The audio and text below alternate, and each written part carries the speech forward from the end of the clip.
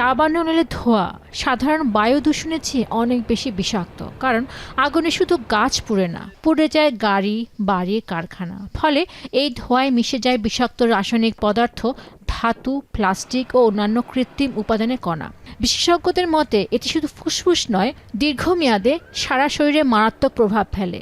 আর এই ধোঁয়া কয়েক সপ্তাহ ধরে বাতাসে ভাসতে পারে এবং হাজার হাজার মাইল দূরেও ছড়িয়ে পড়তে পারে।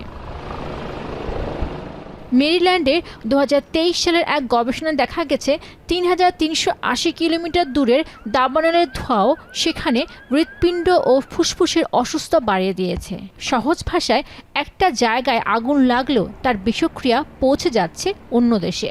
গবেষণা বলছে এটি হার্ট অ্যাটাক, স্ট্রোক ও কার্ডিয়াক অ্যারেস্টের হার বাড়ায়।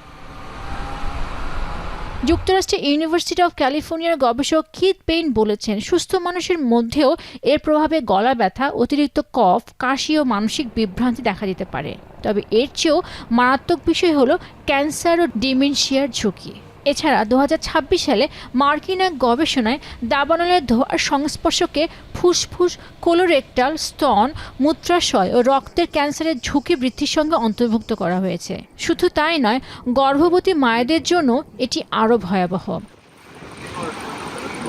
বিষাক্ত এই ধোঁয়ার অল্প পরিমাণ কণাও শরীরে প্রদাহ তৈরি করে। শিশু, বয়স্ক এবং যাদের আগে থেকে শ্বাসকষ্ট বা হৃদরোগ আছে তারা সবচেয়ে বেশি ঝুঁকিতে। বিশেষজ্ঞরা আরও বলছেন, দাবানলের সময় N95 মাস্ক ব্যবহার করতে হবে এবং অপ্রয়োজনে বাইরে যাওয়া যাবে না। বিশেষ করে দৌড়ঝাঁপ বা ভারী কাজ করা যাবে না। তবে মাস্কও শতভাগ নিরাপদ নয়। অবশ্য বাড়িতে থাকলেও দাবানলের দূষিত কণা থাবা থেকে রেহাই পাবে না কেউই।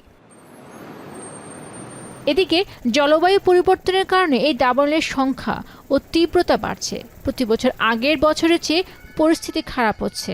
তাই এখনই সচেতন না হলে অদূর ভবিষ্যতে দাবানলের কারণে সৃষ্ট বিষাক্ত ধোঁয়া মানুষের স্বাস্থ্যের ঝুঁকি আরও বাড়াবে বলে সতর্ক করেছেন গবেষকরা। পেনুকা সুলতানা, এখন বিশ্ব।